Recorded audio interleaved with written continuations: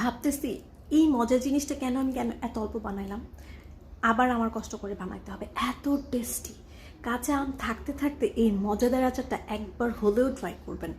কাঁচা আমের এই আচারটা মানে অসাধারণ, কয়েকটা উপকরণ লাগে মাত্র, আর করতেও সময় লাগে না, খেতে হয় অসম্ভব মজার। এখানে কয়েকটা কাঁচা আম ভালো করে ধুয়ে নিয়ে পিল আউট করে নিয়েছি, তারপরে এইভাবে স্লাইস করে নিয়েছি, যা না মোটা না চিকন, বিচিগুলো এভাবে বের করে নেব, এই যে ঠিক এইভাবে।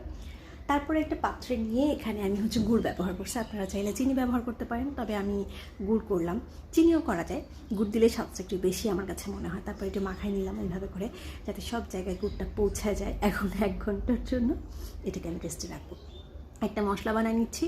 পাঁচফোড়ন 1 টেবিল চামচের মতো নিলাম, জিরা একটু টেলে নিব, তারপরে এখানে শুকনো মরিচ দিয়ে দিব। যখন একটা সুন্দর ঘ্রাণ বের হবে এখান থেকে, তখন আমি এটাকে নামাই নিব, কারণ এটা দিলে আচারের স্বাদটা একদম আলাদা হয়ে যায়।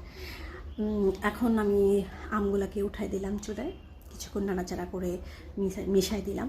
এখন ট্রান্সপারেন্ট হয়ে আসে যখন, তখন আমি 2 ধরনের লবণ দিছি, নর্মাল লবণ আর বিট লবণ।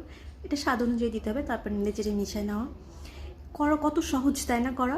আর কালারের জন্য আমি এখানে কি বলে এটাকে, মরিচ আর হলুদ গুঁড়া দিয়ে দিছি। এটার জন্য কিন্তু সুন্দর একটা কালার আসে। তো এখন আমি নাড়া দিয়ে সব মিক্স করে এভাবে যখন একদম পানিটা শুকায় যাবে, শুধুমাত্র গুড়ের ইয়েটা থাকবে, তখন ওই পর্যায়ে আমি এই এই মশলাটা অ্যাড করে দিব, যেটা আমি কিছুক্ষণ আগে ভেজে নিলাম। অনেক মজা হয়, আর কয়েকটা উপকরণ দিয়েই মাত্র করা যায় এবং সময়ও বেশি লাগে না। অবশ্যই বাসায় ট্রাই করবেন। এখন কিন্তু কাঁচা আম উঠছে বাজারে, আর আটি ছাড়া কাঁচা আমের আচার খুব মজা।